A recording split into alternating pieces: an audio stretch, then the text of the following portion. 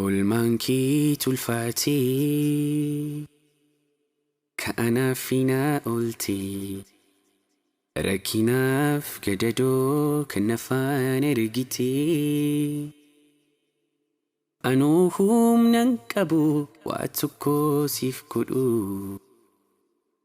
du'ee baadu silee ansinii raanfadhu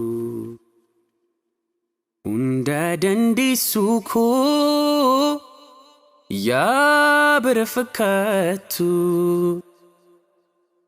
ragaa siif bahaa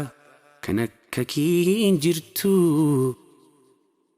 rabbaanaa fi si uume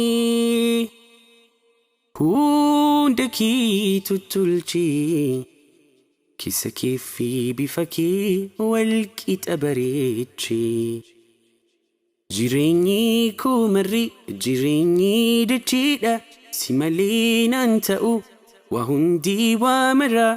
anuu humnan qabu waa tokko siif godhu du'ee baduu silee ansinii raanfadhu.